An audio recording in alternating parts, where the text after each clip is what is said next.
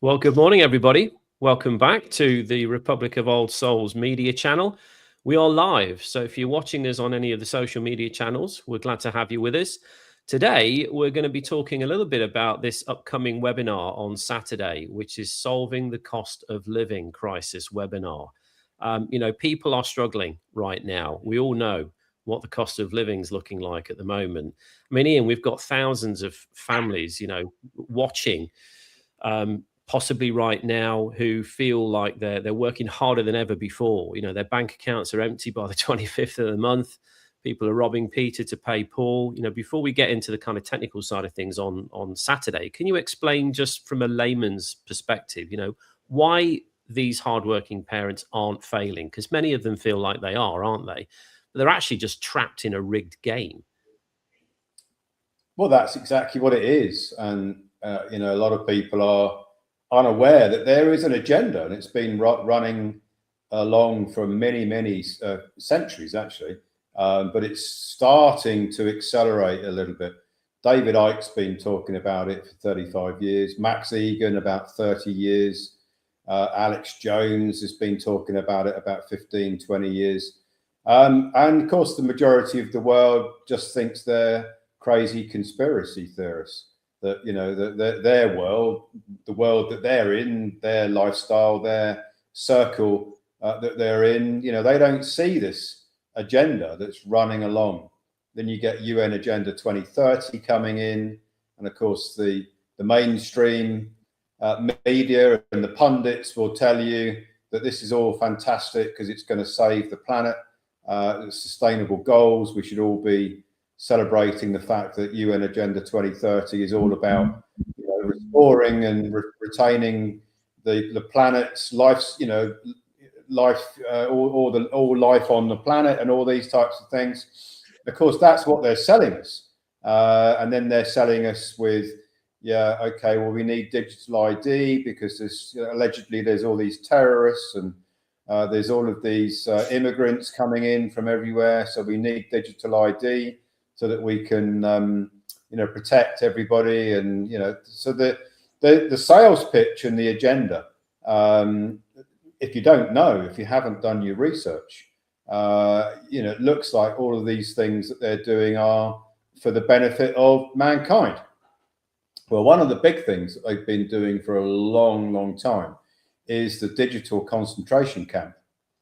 Now, when I was a young boy, you could go down the shop with your pocket money or your few coins that you had that you may have made on your paper round, and you could go and buy things in the shop.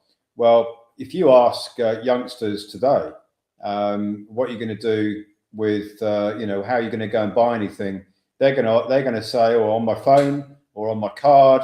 So we've all been moved away from coin and notes into this digital system, and that's all very deliberate.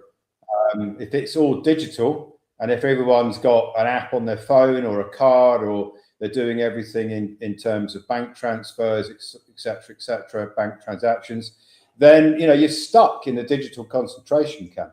So what's going on is that they've trapped us in this digital concentration camp, whilst at the same time giving everybody the illusion, making them believe that they own things on the Monopoly Board of Commerce, whilst at the same time increasing the cost of living by inflating the cost of things.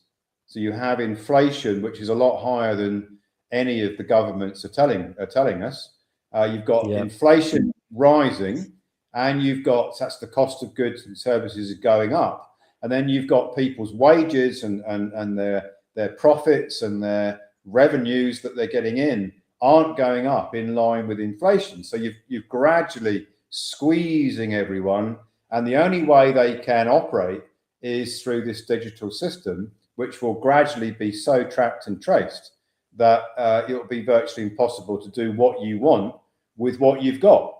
You'll be forced into doing what the controllers want, what the cabal wants you to do, because the only way you can do anything eventually will be through a digital system, except for what we provide, where we provide an exit from that and a way around that. But basically, it's a deliberate plan. I don't like this analogy, but it's a bit like boiling a rat. You know, you put it in a cold pan, you gradually turn the gas up, it gets warm, then it gets a bit hotter, get hotter and hotter and hotter. It takes forever. And then basically when it's too late, you're boiled alive. And that's what they're doing in the economy all around the world. There's no country that I know of that isn't on the same trajectory. It's all gradually going in that direction. There's wars everywhere, which is going to cause them to come in with their even more need for surveillance, even more need for digital currency and all that sort of thing. So to me, it's very obvious. As David Icke says, if you know what the agenda is, you don't have to be Nostradamus to predict what may happen next, because you've already got the agenda. You already know what they're doing. So it's just a question, when are they going to do it? And we're seeing all of these events unfolding all around us. And the digital concentration camp and the inflation, which of course, all these prices going up, oil, you know, the wars are restraining oil and gas and all that kind of thing. And that has a knock-on effect to everything else. So prices are going up and up and up and up. But people's revenues, their wages, their profits from their business aren't going up and up. And gradually that gap is, you know, closing down, where most people's revenues are going to be below their costs. And that's where they want it. That's where they want the world to be. Right. Now you talk about the monopoly board. You often say the world that we live in is like this giant game of Monopoly that's been in bankruptcy since 1933. Again, in simple terms, you know, what happened with House Joint Resolution 192? We talk about HJR 192 a lot. And how does that historical event, how does that explain why money of substance has been replaced by this system of perpetual debt that we're all sort of forced to play in today? Well, the controllers, the cabal, wanted a system that would only 1 in a million, as Mandel House said, would actually figure out how it works. So you've got a system where in 1933, because of the bankruptcy of the United States, which is well documented in HJR 192, House Joint Resolution 192, they basically took out a mortgage over all of the assets and all of the energy of the people. And what everyone is doing, without realizing, is that they are playing a game of Monopoly. So the living man woman is not on the Monopoly board. The living man woman is the agent for a player piece. The player piece is the citizen, the person. That citizen person is the piece that goes round and round the Monopoly board with the illusion of ownership of assets like your car, your house, your business, your stocks and shares, your pension. All of these things actually have no value whatsoever. They all have a zero value. They have a perceived value, and you can buy and sell them on the Monopoly board to someone else. But when you boil it right down, because the cabal, the controllers, have taken a mortgage out over all the assets and over the energy of all the people, everything on that Monopoly board is just digital ledgers.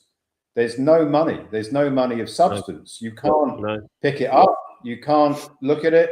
It's just artificial. It's just digital ledgers of basically of debt ledgers, because everything on that Monopoly board is debt. Everything is a negative. So you get a bill in the post and it doesn't have a negative value in front of the bill. You look in your bank account, it doesn't have a negative value in front of the numbers, the digits that you've got in your bank account. But everything on the Monopoly board is negative because it's all debt based. The whole world economy is based on debt. So if everything's based on debt, and if everything on the Monopoly board is mortgaged, you don't own it. You only have the use of it, a quittable title. You can use it, but you can never own it. So what they've done is they've tricked the whole of humanity into believing that they own assets, that there's money, that you can pay for things. You can do what you want when you want to do it, if you've got the money to do it with. It's all an illusion. There's nothing other than artificial debt ledgers on the monopoly board. We're all the living men and women. We put our energy on the board, which I've explained many times in previous interviews. And, you know, we leave it on the board, abandoned, basically. But what we've got the opportunity to do is to take it back from the board. And that's one of the main things that we offer our envoys and our members. Well, let's talk about that as well, because I know you're going to cover this on Saturday. You know, your signature as Secret Wealth. I think that, you know, this is one that shocks most people. Certainly shocked me when I learned about this. You know, you claim that when we sign for a car loan or a mortgage or whatever it is, credit card, that the bank isn't actually doing us a favor. You know, they're monetizing our energy effectively is what they're doing. So how is a family's or a person's signature actually the credit that creates the money in the first place? And then where is that energy being traded after we've signed the papers? Well, I like to use this example. So imagine that you were at a dinner party, and the dinner party, all the people at the table you were at, you were invited along for some sort of networking event, and they were all bankers at the table. So you said to them, "Oh, you know, what do you guys do?" "Oh, we're all bankers." "Oh, okay, fine. How does your bank work?" "Well, it's easy, isn't it? You know, we take in deposits from our customers and we lend them out." And you know, and you might think, well, that sounds perfectly reasonable. I can totally understand that. They take in a deposit and then they lend out deposits that they've collected from their customers. Makes perfect sense, yeah? But what they don't tell you is that those deposits that you make into the bank are signatures. It's not a transfer of money from somewhere else. No, it's a signature. So the signature creates credit. The banks take it in as if it were a deposit, and they put it on their balance sheet as an asset, and then they match it with a liability. So you've got an asset coming in, which is the signature, and then you've got a matching liability on the other side of the bank's balance sheet, which is a debt. And it's the debt that you see in your account. It's not the signature, it's the debt instrument, it's the debt security that you see in the account. And whether that's if you're putting a deposit in for your current bank account, or whether you're signing for a loan, a mortgage, or a credit card, it's your signature is depositing an asset, and then the bank is matching it with an equal value but negative liability. And it's that liability, that security, which they're selling to their friends in Wall Street. And then their friends in Wall Street, the investment banks, are what they call hypothecating it. They are using it as a sort of tool, if you like, to leverage it right up and to trade even more money. But it's not really money, it's just more debt, to make more and more profit, which isn't really profit because it's all negative. And that's what's going on the monopoly board. So the source of all of that energy is coming through the signature of all the men and women out there, through the birth certificate construct, which is the person, the citizen, some people say the straw man. It is this artificial entity. That entity is a banker under the Bills of Exchange Act 1882. It's the signature that is creating all this credit. That is your secret wealth. Because if you know that you've put the energy on the board and that energy has now become debt, who does it belong to? It belongs to you, because you put it there. You are the originator of the energy. You transferred the energy that became a debt. The banks traded it. It's all owed back to you. That's your secret wealth, is the fact that you put the energy on the monopoly board and you can get it back. In the first place. Gotcha. You also spoke a moment ago about abandoning that credit. So the credit or the energy that we created, that you abandon it. And you know, when it comes to the webinar on Saturday, I know you're going to reveal something called the 945 tax return secret. For someone who's never ever heard of anything, you know, to do with this construct, you know, an international grant or trust, for example, how can a normal person use this construct, this 98 series structure, to identify the credit that they've unknowingly abandoned over the years into the system, and then bring it back into their family? Well, it's all about nominees. So on the Monopoly Board of Commerce, this artificial monopoly board, the banks are operating as nominees for the true creditors. So a nominee is like a trustee, a fiduciary. It all really means the same thing. The banks, where you make that deposit, you use a signature to create the deposit. The deposit is then matched it's an asset, but it's matched with an equal but opposite liability. The banks are trading that liability as the nominee for the true creditor. So you see what happens is when you make the deposit through the signature, at the moment that you make the signature, you don't, by the way, need a pen and sign a bit of paper to make a signature. It can be digital. It's all based on an intention. So once you've made that signature, you've transferred the energy onto the monopoly board, then basically you've abandoned it. You are the true creditor. The living man, woman is always the creditor for the energy, the creator. Yeah. In the law, he who creates owns, right? So you own that energy. It comes from you. You put it on the monopoly board and you put it in trust, really, because the banks are operating as nominees, trustees, fiduciaries of your energy. They use it. Right. The clearing banks, that's the banks in the high street or the banks online, you give it to them. Basically, you deposit it with them. They use it to create matching liabilities. They sell those matching liabilities, which are debt securities, to the investment banks in New York. The investment banks trade it. It's your energy, but both the clearing bank and the investment banks are using it as nominees for the true creditor, as fiduciaries, as trustees. Because it's not theirs, they presume that you're never going to claim it back. They use it, they pay taxes on it to the United States Treasury, which is what the 945 tax module is. The investment banks are paying taxes for the use of your energy as the presumed nominee for you. Well, you don't claim it. That's abandoned. When you make a claim through, and you can't make a claim directly, you have to do it through a nominee. So you create a nominee. A nominee is a grantor trust. It's an international grantor trust. You create that grantor trust as the nominee that is going to correct the record.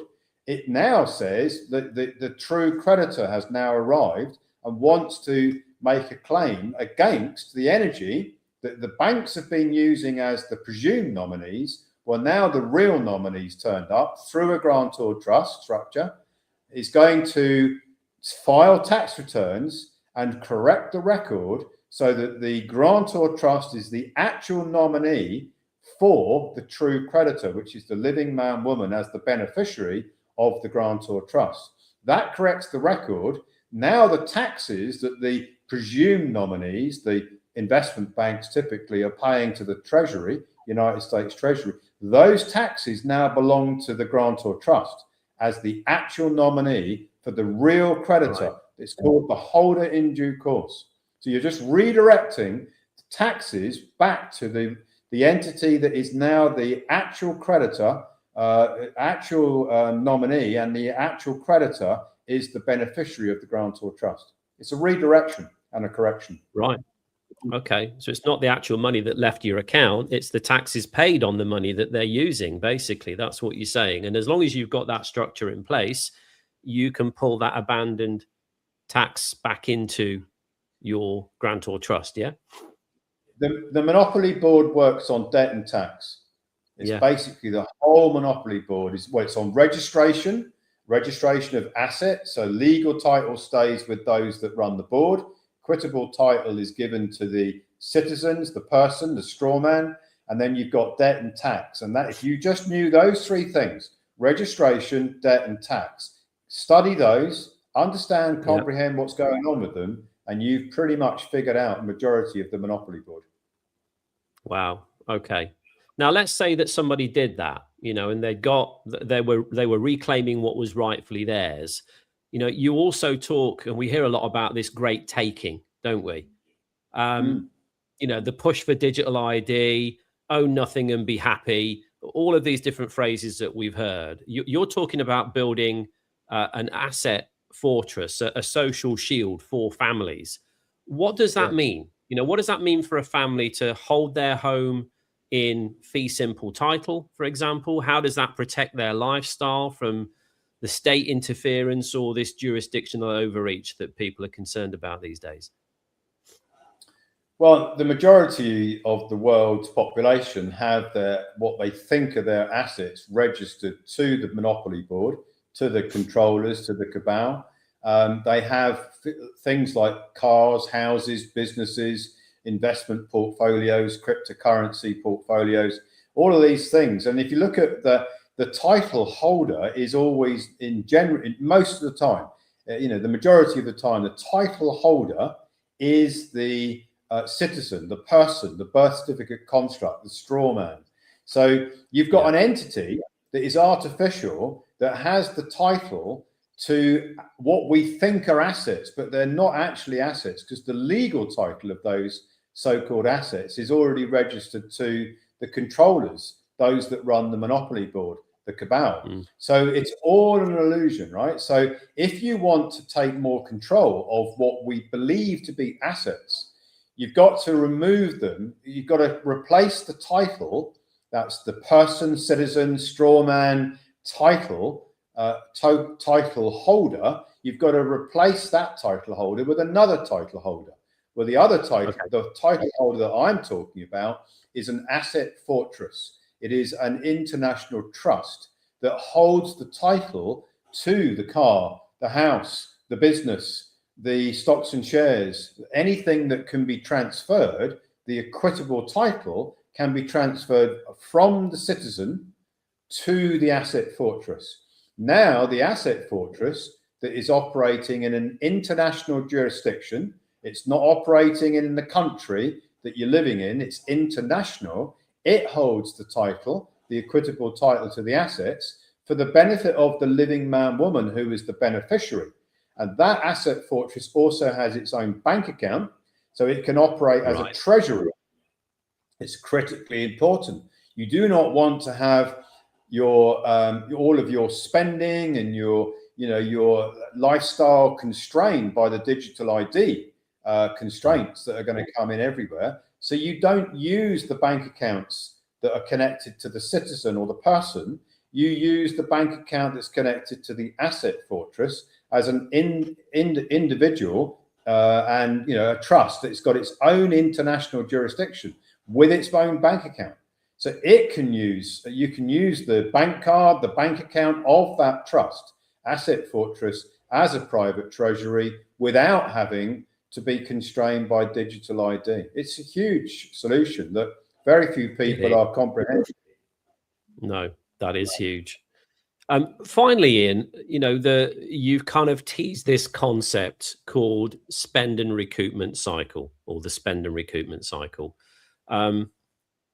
Is it truly possible for households to move into a private treasury, where the cost of living effectively drops down to zero, because every expenditure becomes a new credit creation event?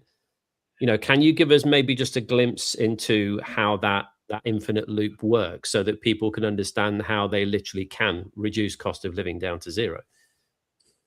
Well, yeah, it starts with identifying what energy you've already put on the Monopoly Board. So that might be bank payments from the age of 18. It could be mortgages, loans, credit cards, the face value of those loans, credit cards, and mortgages. You are the originator of all of those. Your energy originated all of those: bank payments, mortgage face value, loan face value, credit card face value. Even the deductions from your wages, the tax deductions, are basically your signature created those, because there's an intention for you to fund that deduction. So you add all those things up for past years. You can then recoup that. You're not recouping the mortgage face value as a security. You're recouping the taxes that the investment banks are paying for using your energy that created the mortgage in the first place. So let's suppose, to make it easy numbers, that there is a $1 million recoupment of all of that past energy. Now, for many people, it's a lot more than that, but let's just use a $1 million example.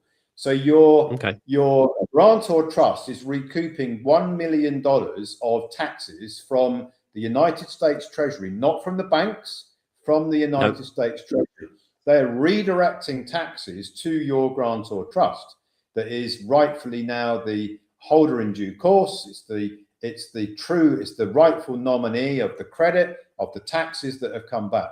You then operate with that in your Asset Fortress protocol, and your Asset Fortress protocol issues signature via signature credit, because there's an intention. The grantor of the Asset Fortress is the provider of the signature. It's the conduit for the signature.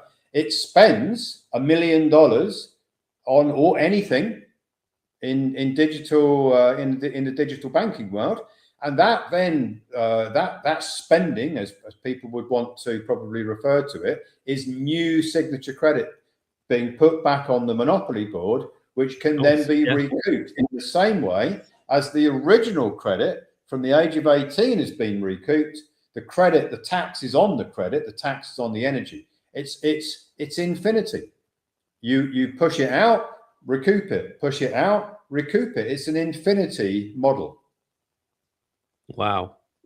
So people, essentially what you're saying here is people have the ability to, depending on their age, I guess, recoup a lifetime's worth of tax that was paid on their credit energy, and then use that within a 12-month period for lifestyle, purchasing a home, whatever it may be they want to do, and then recoup that the following year and just keep recycling that same process over and over and over again. I mean, that's life-changing, to be fair. I know that's a term that's often sort of pundited around a bit, but it genuinely is, isn't it, when you think about that? When you realize that the energy you've already put on the monopoly board can be recouped through tax, you're not recouping the actual securities or the bank payments or the actual mortgage. You're not going to the bank saying, hey, give me back my bank payments or give me back the face value of the mortgage. You're not doing that. No. The United States Treasury is collecting anywhere between $50 and $100 billion a year in taxes that belong back to the people. And all they've got to do is correct the record through a grantor trust with the right tax filings, and all of that tax is redirected back to where it originated from. The energy comes back through tax recoupment. And that's what our model does. You're not recouping from the bank. You're not recouping from the government or anything like that. It makes no difference to them whatsoever. All you're doing is redirecting the taxes that are already being funded by the investment banks who are using your energy. You're redirecting those taxes from the United States Treasury into your grantor trust so that you can use it.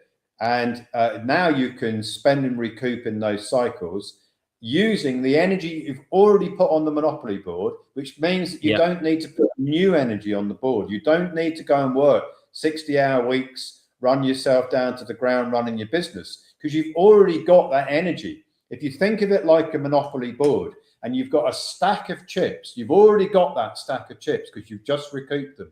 Now you use them on the board. Everything, every chip you put on the board, you get back again. You put it back on the board, it comes back to you. You don't need to create new chips on the monopoly board. You've already created them. That's incredible. And I think for anybody watching this, you know, if you're doesn't matter where you're at in life, you know, if you're a family, if you're a mum, if you're a dad, if you're a single parent, you know, there's so many people that are doing exactly what you've just said. They're continuously putting new chips onto the board, and those chips are piling up over the years, and they're never reclaiming what is rightfully theirs. So if you're watching this, guys, and you want to do a real deep dive on this, then that is what we are going to be doing this Saturday at 10 a.m. UK time. So that will be Saturday, the 11th of April, 10 a.m. UK time. Ian's going to be doing a deep dive on how to solve the cost of living crisis. We have registration links where people can go and register for that webinar on Saturday. We'll be pushing those out on social media. We'll be pushing those out on our Telegram channel if you're in the Telegram channel as well. If you're in your members area and you feel that other people would benefit from this, I don't know who wouldn't, to be honest with you. So if you've got friends, family, other people that you know could benefit from this information, then, and you're a member here of our private members association at the Republic of Old Souls, you will have a link that you can pass out to other people. The more people, the more families that we can help, the stronger we become as a nation here at the Republic of Old Souls. And that is our goal, the freedom plan. We want everybody to be able to feel that freedom, whether it be just waking up in the morning, having some peace of mind and a little bit more serenity than maybe they have right now, because they're not under the pressure of having to continually put those chips on the board when it's just not even necessary. So one more time, 11th of April, 10 a.m. UK time, how to solve the cost of living crisis. Ian, any final words before we let the audience go? Well, for those people who really want to, get into the detail, then, that I write research papers at Ecclesia Law Institute.